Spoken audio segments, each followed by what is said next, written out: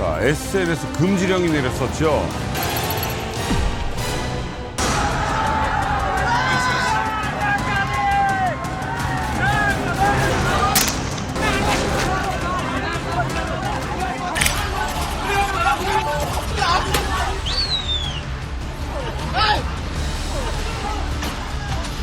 네, 차이고요. 이야. 이것도 뭐야? 오, 뭐야 이거? 하는 거야?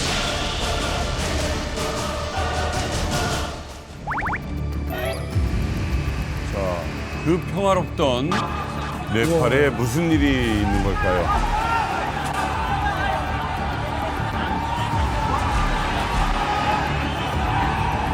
뭐야?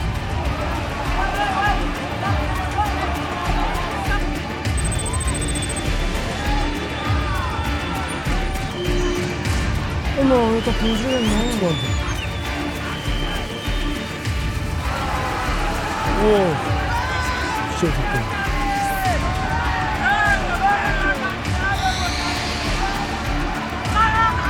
네팔 청년들은 왜 분노했을까요?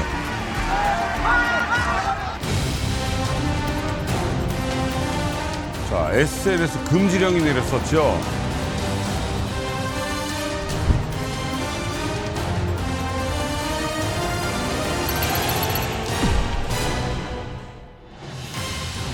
SNS에 자유롭게 글 올리는 것을 차단을 시켰습니다. 거의 내전 상황인데. 자, 그러자 대법원, 총리실, 대통령 간접까지 시위대가 몰려갑니다. 와.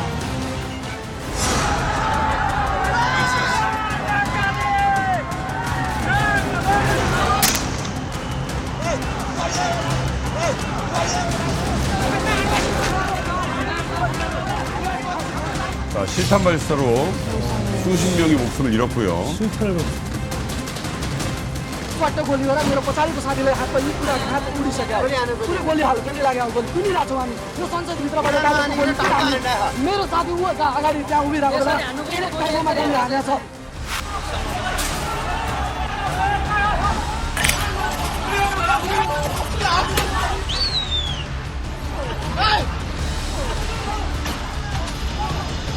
자, 옷이 벗겨진 채로 폭행을 당하고 있습니다.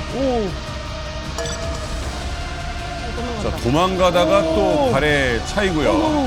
이야.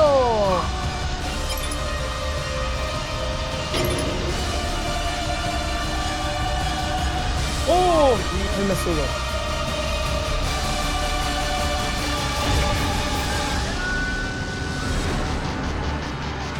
이것도 뭐야? 오, 뭐야 이거? 하는 거야?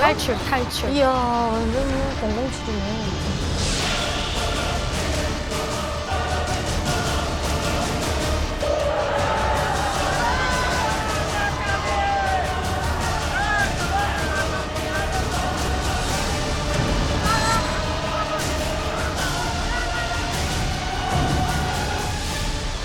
엄청난 일이 벌어졌어요. 엄청난 일이 벌어졌죠. 어느 날 갑자기 네팔 정부가 가짜 뉴스 확산을 막겠다라며 정부에 등록되지 않은 26개의 SNS 플랫폼을 전면 차단시킨 겁니다. 금지시킨 거예요. SNS 금지령. 근데 이 네팔 정부가 금지시킨 SNS가 무려 페이스북, X, 유튜브 등등의 이 26개 SNS를 네팔 정부가 차단시킨 거예요. 전 세계 젊은이들이 제일 좋아하는 것들 아니에요? 그럼요. 그런데 네팔 국민이 90% 정도가 인터넷을 사용하고 있거든요. 특히 이번 반정부 시위를 주동했던 건 여기 계신 MZ 세대와 똑같은 네팔의 청년들이 이번 반정부 시위를 주도했거든요. 화가 나는 거죠. 열받는 거죠. 정부를 향한 어떤 비판을 막기 위해서 그럴듯한 명분을 내세워서 언론을 막아버린 거죠. 그런데 처음에는 좀 평화롭게 시위하던 청년들을 네팔 정부가 어떻게 대응을 했냐면 최루탄과 물대포, 심지어 실탄까지 쐈습니다.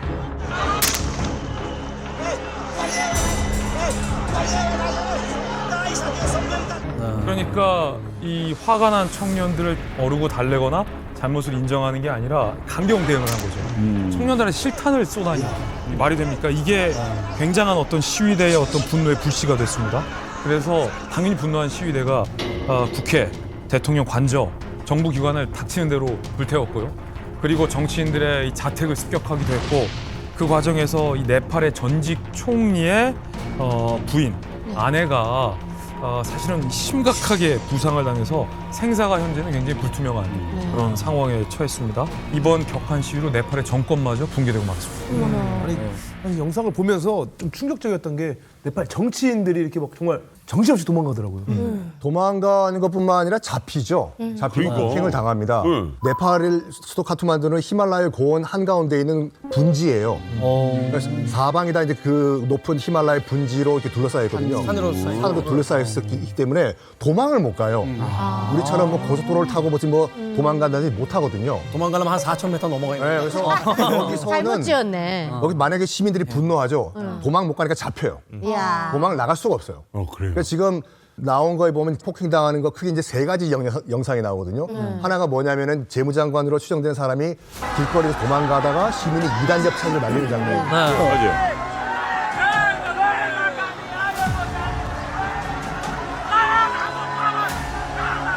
한 장 하나는 또 뭐냐면 빨가 벗겨져가지고 나체로 폭행을 당하는 장면이 또 있어요. 그리고 또 하나는 뭐냐면은 그 강가에 뛰어들었는데 끝까지 쫓아가가지고 두들겨 패는. 할매매 순사람. 그렇죠, 그렇죠. 그리고 아까 무슨 뭐 베트남 패망 직전 장면인 같은데 건물 옥상에서 헬기가 사람을 사탕처럼 이렇게 엮어서 탈출시키잖아요. 네, 한 3-4명부터. 이거 아니면 탈출할 방법이 없어요. 카트만두에서는요. 그러니까 그만큼 도망갈 수 없는 상황에서 정치인들은 진짜로 두들겨 맞을 수밖에 없었다라는 절박함을 보여준 장면들이었어요. 시위가 확산하면서 9일 이 총리 사르마 올리가 사임을 했습니다. 근데 이 사람 우리가 한 번쯤 좀 본 인물입니다. 왜?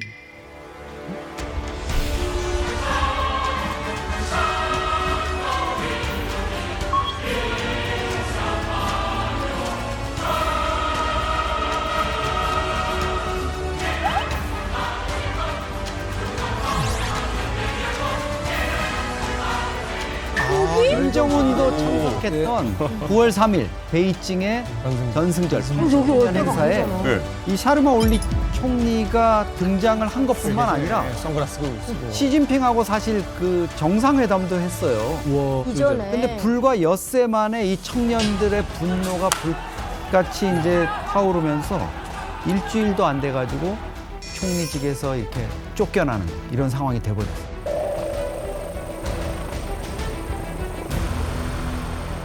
어찌됐건 영상을 봤을 때 가장 인상적인 것은 바로 이 거리를 온통 가득 채우고 있는 이제 청년 세대예요. 역사를 보면 그렇지 않습니까? 뭐 68혁명부터 계속 이어지는 여러 가지 어떤 상황들이 다 젊은이들에 의해서 만들어졌는데 청년 세대의 탈북민들 관점에서 이번 네팔 사태를 보면 뭔가 좀 남의 일 같지 않고 뭔가 좀 기대하게 되고 또는 무엇인가 또 생각해 볼 수 있는 지점들이 굉장히 많을 것 같은데. 이번 네팔 시위를 보면서 희열을 느꼈던 것 같아요. 이번 시위를 보면서 그만큼 네팔의 청년들의 그런 분노가 누적되어 왔구나. 그래서 오늘날의 결과로 이어졌구나라는 생각과 함께 북한에도 이런 것들이 가능하지 않을까라고 저는 생각을 하고 있거든요. 온갖 제재와 통제로 불만이 가득 차 있습니다. 다만 이런 불만들이 네팔의 청년들처럼 네트워크를 통해서 SNS를 통해서 연결되어야 이게 힘이 되는데 요즘의 북한 청년들은 외부 정보, 해외에서 들어온 그런 다양한 콘텐츠와 정보를 접하면서 사고의 전환을 겪고 있거든요. 실제로 의식의 그렇죠. 전환이 이루어지고 있어서 불가능한 것만은 아니다. 라는 생각에 조심스럽게 북한 청년들에 의한 밑에서로부터의 네. 변화를 저는 기대하고 있습니다. 아니 저는 좀 충격받았던 게 예전에 성현 씨가 그런 얘기를 했어요. 북한에 있을 때 러동신문을 봤는데 미국의 어디 무슨 텍사스주인가 어디 플로리다주에서 정전이 3시간인가 3일인가 됐다고 폭동이 일어났다는 뉴스를 실은 거예요. 북한은 그걸 깔려고 실었는데 저 친구는 그걸 보고 아니 도대체 3시간이 끊겼는데 폭동이 일어났다고? 이래서 알게 됐다는 거예요. 근데 이제 뭐 보니까 SNS 금지시켰다고 폭동이 일어났는데 좀 들으면서 북한에는 오빠 금지법도 있는데 오빠도 마음대로 사용 못하는데 그 생각이 갑자기 들면서 야 이거 참 북한이 저랬으면 좋겠다. 저는 아까 날라차기 하는 걸 보니까 속이 시원해요. 저는. 저도 날라차기 좀 해보고 싶었어요. 북한에서 근데 네, 저도 이제 이 영상이나 뉴스랑 보면서 큰 희망을 걸었어요. 북한에서 제발 저런 일이 일어나기를. 그런데 북한의 불만, 노동당에 대한 비판 의식을 가진 청년들이 꽤 있어요. 그들은 정말 마른 장작과 같은 사람들인데 전국에 널려 있어요. 그 사람들을 어떻게 한 곳에 모아놓고 누가 불씨가 돼서 먼저 뛰어 들어가냐 이건데 누가 그걸 모을 사람도 없거니와 더구나 외부적인 불씨가 북한으로는 들어가기가 어렵다는 거죠. 아무튼 전 세계가 주목했습니다. 아니 그 평화로운 네팔에서 무슨 일이 일어나고 있는 거야. 그런가 하면 우리 마음 한켠에는 이러다 혹시 우리 북계에서도 그렇지. 이런 변화가 있지는 않을까? 이런 기대감을 갖게 했다는 거죠. 자, 그래서 오늘 또 이만갑에서는 최고의 전문가를 모시고 이 이야기를 나눠보고자 합니다. 서울대 남아시아센터의 맹현철 박사님을 모셨습니다. 안녕하세요. 반갑습니다. 본인 소개를 좀 부탁드리겠습니다. 네, 저는 서울대학교 아시아연구소의 개건연구원을 일하고 있고 원래 전공이 경영학이라서 경영과 경제를 중심으로 인도, 방글라데시, 파키스탄, 스리랑카, 네팔 이런 남아시아 국가들을 연구하고 있습니다. 네. 오늘 이제 네팔을 다룰 기회가 잘 없었는데 네팔에 대해 서로 얘기하고 알아가고 그걸 통해서 또 북한까지 한번 얘기해보는 좋은 시간을 가졌으면 좋겠습니다. 네팔하면 등산 얘기밖에 우리는 별로 안 했던 것 같아요. 그 네팔에 대한 정보 같은 게 사실은 많이 없잖아요. 네네. 이제 그러다 보니까 이번 시위가 좀 신기하긴 한데 네팔은 어떤 나라예요? 일단은 네팔은 자연 환경과 입지가 나라의 운명을 정한 대표적인 케이스라고 보시면 돼요. 자, 하나 퀴즈를 드릴게요. 네. 네팔 국토가 우리나라 국토랑 비교해서 더 클까요, 작을까요? 찍어야 되겠다. 이건 알죠. 잠깐만. 너 안다고? 그러면 지도 안 보셨어요? 너 안다고? 그러면 지도 안 보셨어요? 안 보셨어요? 안 보고 뭐 하셨어요? 진짜 모르겠는데. 그렇다고 해서 우리나라보다 크지는 않을 것 같아요. 우리나라보다 훨씬 클 것 같은데? 라면 실제로 네팔이 우리보다 작다고 인식들을 많이 하십니다. 그거요. 근데 사실 우리나라 1.5배예요. 남식이 아니면 대한. 남한 1.5입니다. 아, 나. 그게 크다고요? 그러니까 작게 느끼는 이유가 뭐냐면 중국하고 인도 사이에 끼어 있습니다. 거대한 나라 사이에 끼어 있는 작은 나라니까 면적이 작게 느껴지는 거예요. 무슨 얘기를 하고자 하냐면 강대국 사이에 끼어 있는 힘없는 나라예요. 그래서 우리가 존재감이. 두 번째 특징은 산악지대에 있거든요. 국토를 평균을 잡으면 해도 2,500m 정도 되거든요. 평균이 2,500명. 네. 이야, 근데 네팔에서는 보통 산이라 그러면 그 백두산 정도는 이제 언덕인 거죠. 악산, 우리 동네 악산. 네, 명산 백두산의 언덕이야. 그러니까 굉장히 섬주나니까 일단 산업이 일어나기 힘들고요. 그다음에 농업도 이제 남쪽에서는 좀 일어나지만 이제 농업 생산량도 많이 떨어지고 그다음에 강대국에 좀 의존할 수밖에 없는 그런 상황이고요. 사실 네팔이 독립을 유지한 것도 강대국 사이의 완충지이기 때문입니다. 그러니까 센 애들끼리 붙어 있으면 싸우니까. 그러니까 가래에 네네. 있었구나. 그래서 영국이 네팔의 독립을 인정을 해주고 그 상황에서 지금까지 좀 이어진 면이 있고요. 이 사태를 보고 느낀 게 있죠. 줬다 뺐으면 난리 난다. 맞아요.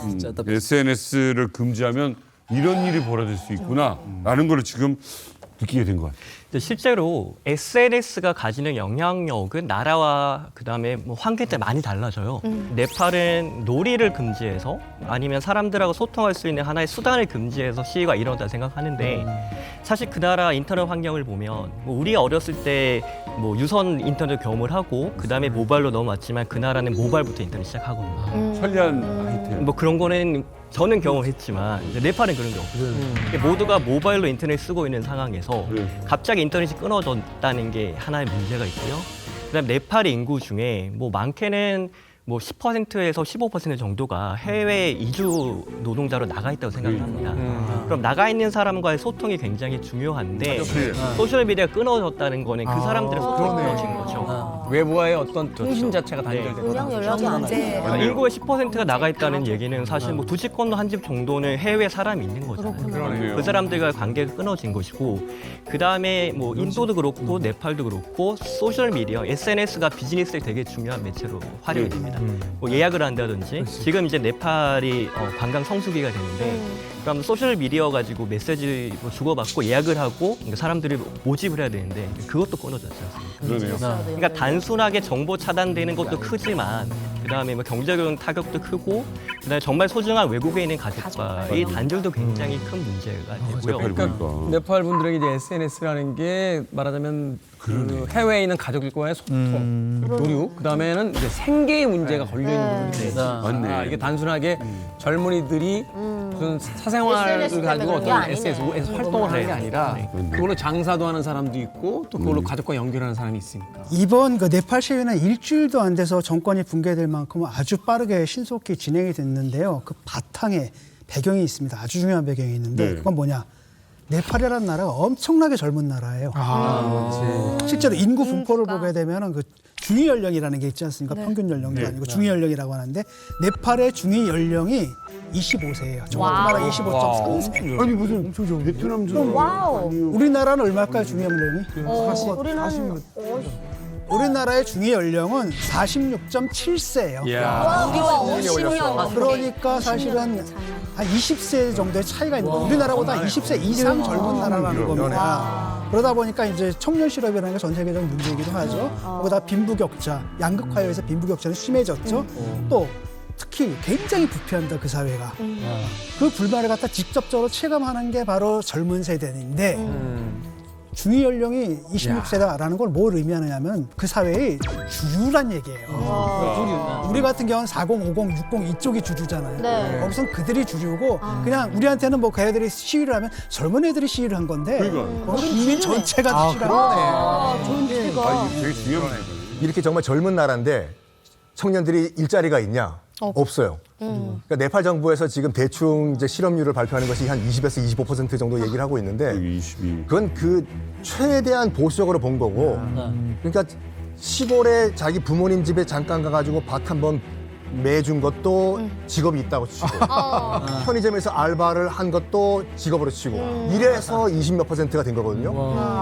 한 20년 동안 꾹꾹꾹꾹꾹 쌓여있던 청년 세대의 분노가 네. 임계점에 다다라서 빵 터진 거거든요. 그래서 얼마 전에 이런 그 시위 사태가 벌어질 것이다라고 예견이 됐던 한 동영상, 한 남학생의 졸업식 연설 한번 보시죠. 네팔에서 뭐가 있다는 거죠?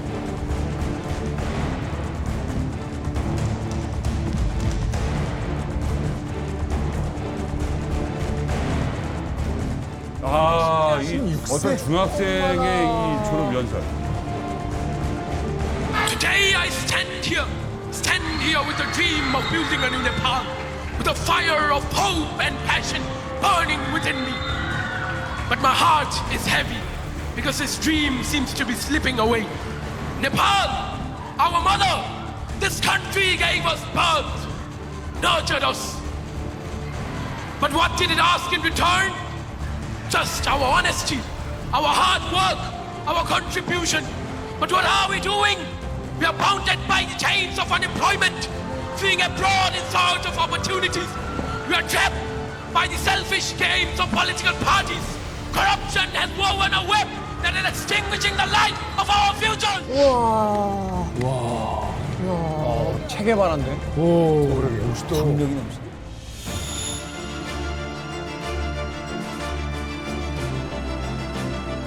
Youth, rise! We are the torch bearers of change. If you do not raise our voices, who will? If you do not raise our voices, who will? If you do not build this nation, who will? 야, 저기 누가 중학생이라고 그래. 와, 진짜 어른 같다. 예, 너무 아주 혁명가네.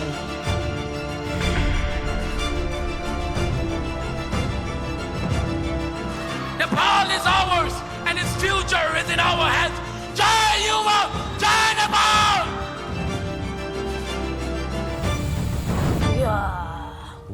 동기부여가. 네팔의 중학생이- 미래 대통령 총리. 그러네. 그렇죠. 일단 뭐 여러 가지 연설을 했습니다. 그중에서 정말로 우리가 주목을 해봐야 될 부분이 젊은이들이여 일어나라. 우리가 바로 변화의 횃불이다. 젊은이들이여 일어나라거든요. 그러니까 무슨 말이냐면은 지렁이도 밟으면 꿈틀거린다예요. 참을 만큼 참았다. 언제까지 너희들이 이렇게 당하고만 있을 것이냐. 변화를 일으켜야 된다면 우리 젊은이들이 그 변화를 일으키자라고 주장을 한 거죠. 표면적인 어떤 트리거, 그러니까 도화선은 네. SNS 차단이었지만 그 직전까지 이 사회적인 분노가 쌓이고 쌓여왔던 거죠. 그러다가 막판에 결정적으로 네팔 정부가 SNS를 차단하니까 거기서 빵 하고 도화선에 불이 붙은 거죠. 그럼 네팔 정부는 왜 SNS를 차단했을까? 네팔 정부가 내세운 명분이라는 게 있을 거 아닙니까? 그래서 좀 조사를 해봤더니 네팔 정부의 입장은 이거예요. 지금 SNS를 중심으로 가짜 뉴스, 허위 정보가 너무 커지고 있다. 딱 이거예요. 그런데 네팔 정부가 차단하고 싶었던 건 이 같은 청년들의 네팔 정부를 향한 비판, 네팔 정부를 향한 비판의 목소리를 가짜 정보다라면서 차단하려 했던 거예요. 자, 그럼 네팔 청년들이 그러면 권력층을 막 아까 저 학생의 어떤 격앙된 연설처럼 막 이렇게 정면으로 막 비난하고 비판을 했냐? 그것도 아니었어요. 우리 충청도식 돌려까기요. 돌려가기. 직접적으로 한 것도 아니고 은근한 이 풍자로 네팔 정부의 어떤 권력의 부패를 비판한 거예요. 그걸 지칭하는 신조어가 있습니다. 이른바 네포 키즈 운동. 네포 키즈. 네포 키즈가 처음 들어보는데 우리한테 좀 생소하죠. 뭐의 약자예요? 두 개의 합성어예요. 그러니까 네포티즘이라는 단어와 키즈 두 개를 합쳐서 네포 키즈라고 하는데 네포티즘은 자기 친족, 자기 친척, 자기 자녀에게만 특혜를 몰아주는 걸 말해요. 이게 쉽게 말해서 금수저. 네팔 권력층의 자녀들이 한 2, 3년 전부터 이런 SNS를 올리기 시작해요. 예를 들어서 딱 금목걸이 딱 차고 야, 시계 봐라. 명품 시계 딱 차고 좋은 호텔이나 이런 데 가서 사진 탁 찍어서 고급 스포츠카를 타거나 화려한 파티를 즐기는 사진들을 그러네. 네팔의 권력층이 약간 올린 거죠. 약간 영국스러운 벽돌앞, 해외 유학인 것 같은 곳. 영국이네. 특권층의 자녀들이 철딱서니없이 이런 사진을 올리는 걸 보고 네팔의 무수히 많은 청년들이 본인들이 이 가난과 실업률에 고통받는 사진과 대조시키는 컨텐츠를 퍼뜨린 겁니다. 우와. 네포 퀴즈, 네팔 시츄에이션 이렇게 극과 극이다. 이게 우리 네팔의 본 모습이고 네팔의 어떤 이 기득권의 굉장히 어떤 이중적인 민낯이다라는 걸 퍼뜨리기 시작한 건데 이걸 막겠다고 네팔 정부가 SNS를 차단했으니 이런 은유적이고 완곡한 비판은 사실은 정부가 허용을 해줘야 되거든요. 이게 그나마 사회적인 분노가 해소되는 유일한 언로였는데 이걸 막아버리니 난리가 난 거죠.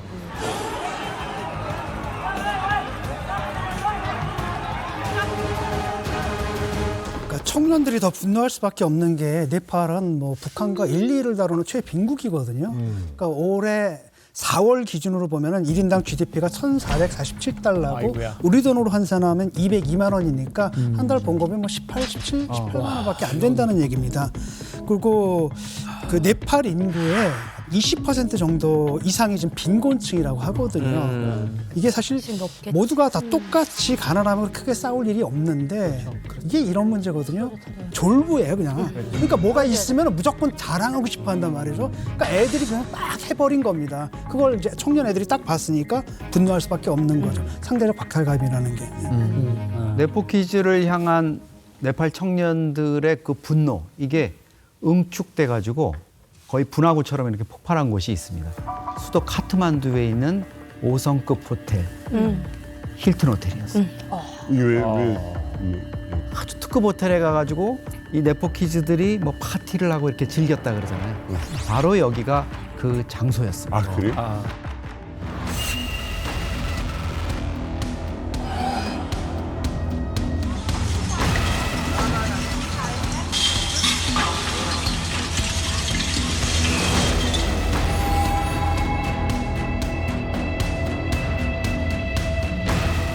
어머나, 싹 같아.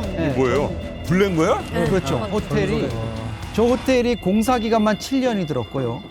자금이 800억 원이나 들여갔는데 이게 처음에는 힐튼 체인인 줄 알았는데 나중에 알고 보니까 도망간 총리의 아들이 여기 지분을 인수했다더라. 이런 소문이 돌면서 청년들이 이제 분노가 폭발해가지고 여기가 네포 키즈의 놀이터이자 아성이다. 여기를 불태우자 해가지고 이렇게 처참한 모습으로 만들게 됐어요. 프랑스 대공황 때는 이제 바스티유가 타겟이 됐다면 여기서는 바로 저 호텔이 힐튼 호텔이 타겟이 된 거죠. 충분히 이해돼. 아니 누구는 이제 고작 1년에 200만 원을 버는데 이렇게 호화로운 사진을 이렇게 막 올리면은 저라도 기분 나쁠 것 같아요. 지금 아시아 전역에서 젊은이들이 들끓고 있다. 이거는 저 나라 보면서 우리도 그렇잖아. 그렇죠. 이런 국가들이 있을 거란 말이에요. 그렇죠. 아시아 전역에서 이 젊은 층들 사이에서 어떤 이 불평 불만의 목소리 내지는 반정부 개혁의 목소리들이 여기저기서 터져 나오고 있습니다. 그러게요. 옛날에는 아랍권을 중심으로 왜 아랍의 봄이라고 돌았잖아요. 그렇죠. 지금 네팔 봤죠? 그다음에 인도네시아, 동티모르, 필리핀까지 청년들이 반정부 시위를 하고 있는데 그 구조가 다 똑같아요. 특히 이제 동남아에서 시작된 이 아시아의 민주주의 열풍 내지는 이 부패한 정권에 대한 어떤 항거 분위기가 저는 지역적으로도 굉장히 맞아요. 인접해 있는 북한으로도 불똥이 튈 수가 있다라고는 생각도 드는 게 북한은 지금 준비가 돼 있거든요. 뭐냐면 러시아 우크라이나 전쟁으로 인해서 무수히 많은 아들들과 동네의 형, 동생, 내 아들, 내 남자친구, 내 남편이 다 죽어간 거예요. 이들이 점조직으로 들끓고 있는 분노가 있는데 이걸 모아줄 만한 계기가 없어서 그렇지 만약에 북한 내에서 어떤 특정한 계기가 발생하고 이 항거의 불씨가 지리적으로도 인접한 북한으로 튄다면 저는 북한 내부에서 무슨 일이 벌어질지도 모른다고 생각합니다. 이러다가 아시아의 봄까지 오는 것 아니냐라는 말이 돌 정도입니다.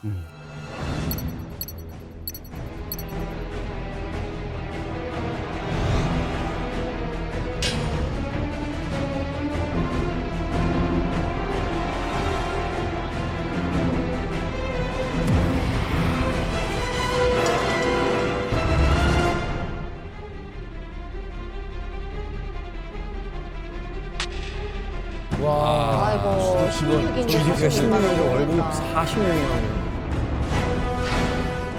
야, 그냥 1900? 우와, 우리나라 국회보다 많은 것 많은데요? 같은데요? 야. 몇 배는 42배의 차이가 나네요. 정치인과.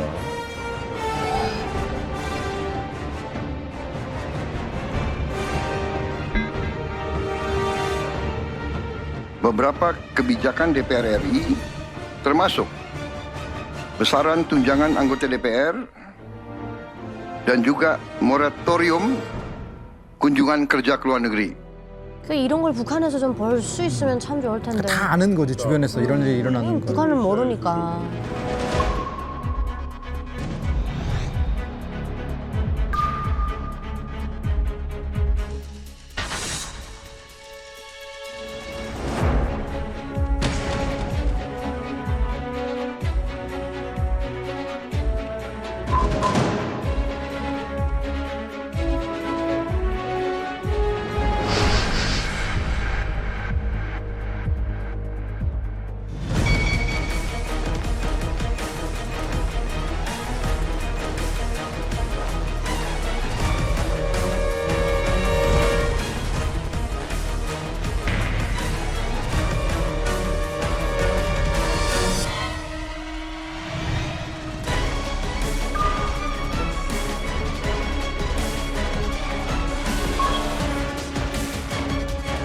필리핀 13조 2천억 원을 홍수에 방사하고요. 투입했는데도 못 먹었어? 비리. 아, 전형적인 후진 계속 고쳐야 되는 완전 안 딱 고치고. 북한이네 뭐. 아유 2조 원이 없어졌다고. 2조.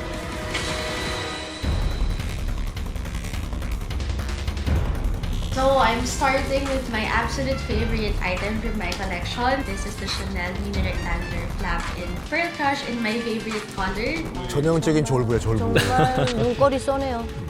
진짜. 아.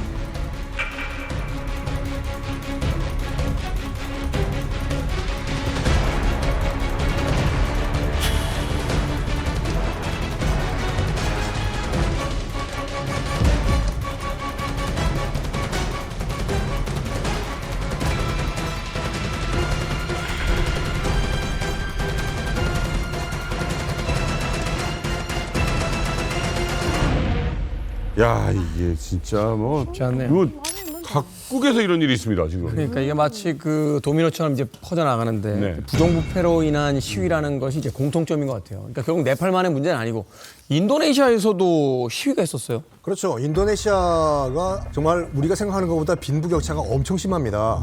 그리고 그 대부분의 이제 민중봉기가 이렇게 시작해요. 어차피 죽을 거 한번 우리가 대들다가 죽자 하면서 민중봉기가 시작이 되거든요. 아니 근데 전 잠깐 아까 자료를 봤을 때 저렇게까지 임금 차이가 나는 것이 굉장히 놀라웠던 게 최근에 인도네시아 매년 경기 지표가 5% 이상씩 성장하는 나라인데 월급은 지금 40몇만 원을 지금 받고 있어요. 그러니까요. 그러니까 빈곤층 청년들이 이른바 상대적 박탈감이 분노로 표출되면 이거는 봉기예요. 네. 인도네시아 같은 경우에는 지금 시위의 그 발화점이 뭐였냐면 인도네시아 하원 의원 580명이 이제 주택 수당으로 이제 한 달에 한화 약 420만 원을 받는다는 거가 알려졌어요. 한 달에요. 세상에. 이건 월급 제외예요. 월급 제외 약간 그 보너스 개념으로 이제 420만 원을 더 받는다 이건데. 월급 1,900만 원. 인도네시아 같은 경우에는 그 법정 최저 임금이 46만 원이니까 뭐 굉장히 높지 않습니까? 분노 폭발하죠. 그러니까 지금 이 방송 시점만 하더라도 최소 10명이 사망하고 20명이 실종되는 정말 국가 위기 상황이 벌어지고 있습니다. 이건 분노할 만하다. 할만해요. 우리가 지금 봤죠. 인도네시아 얘기 지금 썬킹 교수님 들었고 앞에 우리 네팔 얘기 들었죠. 이게 이 동남아 인근 국가들에게 퍼지게 됩니다. 그래서 필리핀 청년들 그리고 동티모르에 있는 청년들도 특권층의 부정부패에 공개적으로 분노를 시위와 폭동이라는 형식으로 표출하기 시작합니다. 그러면 네팔, 인도네시아 그리고 동티모르, 필리핀 이 점점점 불길이 번지는 형국이에요. 특히 동남아의 최빈국으로 꼽히는 이 동티모르 같은 경우는 인구 141만 명 중 빈곤층 비율이 무려 40%입니다. 야, 인구가 작은 나라의 절반이 빈곤층. 자, 이게 얼마나 심각하냐면 동티모르 국민들의 1인당 평균 연봉이 우리 돈으로 400만 원 정도. 연봉. 월 35만 원 수준이에요. 그런데 국회의원들, 동티모르 국회의원들의 연봉이 5천만 원, 월급이 420만 원이에요. 그러면 이렇게 되죠. 국회의원 한 사람의 월급이 동티모르 국민들의 연봉보다 높은 상황인 거예요. 10배가 넘네요. 그러니까 사실은 이 동티모르 청년들이 분노하지 않을 수가 없는 상황이죠.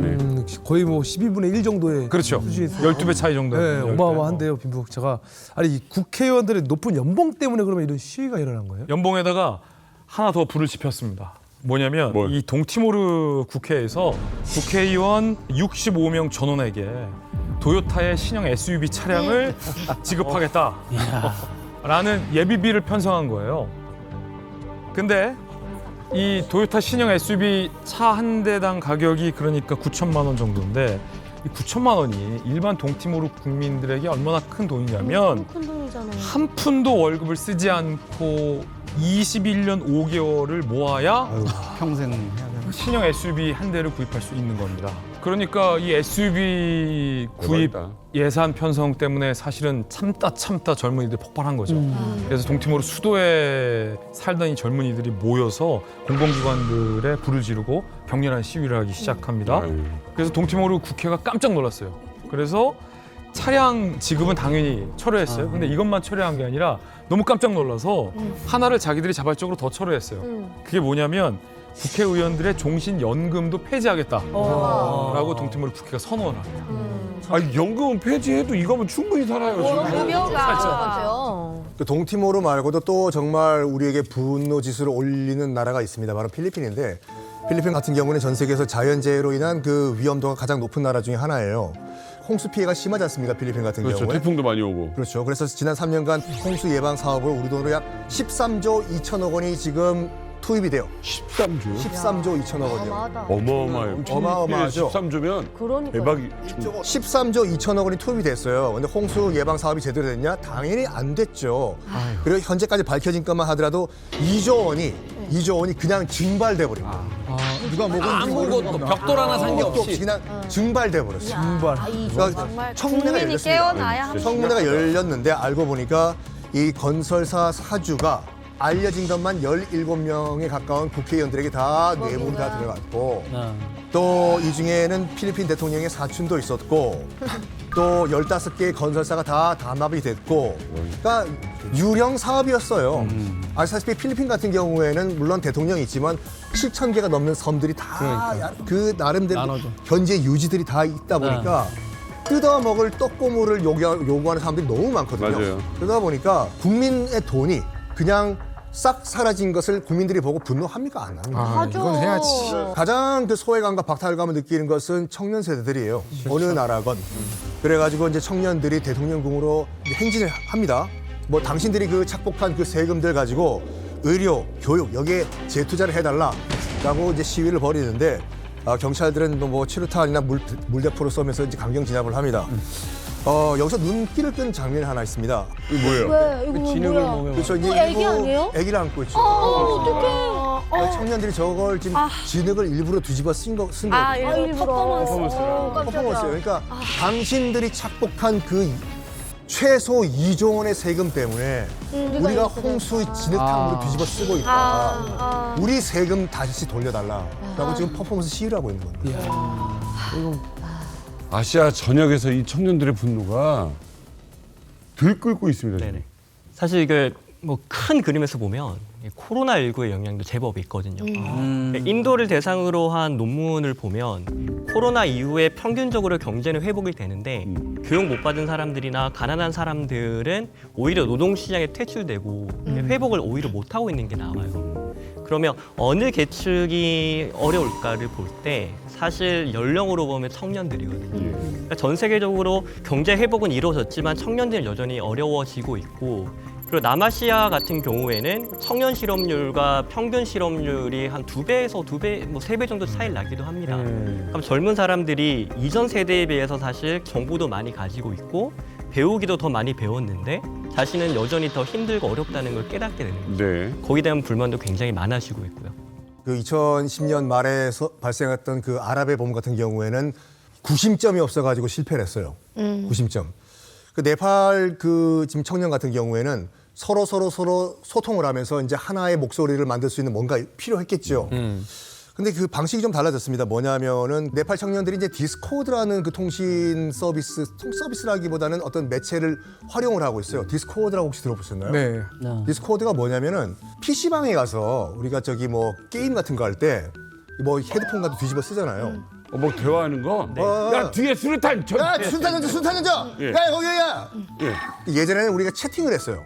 채팅하면 늦잖아요. 하다 보면 난 죽어 있어. 그러다 보니까 게임을 하면서 바로바로 내가 그 소통할 수 있는 간단하게 음성 서비스가 디스코드거든요. 써가지고. MZ들이 익숙한. 그렇죠. 이거를 뭐 페이스북도 막아버려 다 막아버렸다. 좋다. 그러면은 이건 안 막았어요. 네팔 정부가. 그러면 이쪽으로 디스코드 들어와라. 어차피 무료니까 이쪽을 통해 가지고 한번 우리가 소통을 해보자. 그리고 여기는 누가 디스코드에 누가 무슨 말하는지 몰라요. 그 내 개인정보 안 올려도 되니까. 이 디스코드 안에서 지금 구심점을 만들고 있는 여론이. 여론 형성. 이게 파급력이 얼마나 컸냐면 시위 전까지만 해도 회원수가 2,000명밖에 안 됐거든요. 그런데 시위 직후에는 4만 명, 그리고 나흘 만에 15만 명으로 회원수가 불어났습니다. 그런데 매우 흥미로운 정치 현상이 여기서 발생하는 게 이미 그 현실 공간에 있는 이 국회는 불타서 없어졌어요. 네. 근데 일종의 이 청년들이 모인 디스코드 안에서 모인 이곳이 온라인상의 어떤 의회 역할을 대신한 거죠. 그래서 이 안에서 네팔 청년들이 토론하고 공청회를 열고 급기야 새로운 총리 투표까지 벌입니다. 그래서 카르키라는 이 여성 전직 이 대법원장을 새로운 임시정부의 총리로 청년들이 선출을 합니다. 추대를 한 거예요? 예, 3,800표로 최다표를 받아서 뽑은 거예요. 선출을 한 거예요. 근데 자기들끼리 그냥 그 안에서. 그래서 이게 인정을 받을 수 있어요. 놀라운 건 네팔 정부가 이 결과를 인정합니다. 그래서 현재 임시정부의 새 총리를 임명을 했는데 이게 얼마나 또 하나의 상징적인 장면이냐면 이 네팔 청년들이 세계 최초로 온라인 공간에서 새로운 이 총리를 뽑았다라는 첫 기록을 세우기도 한 거예요.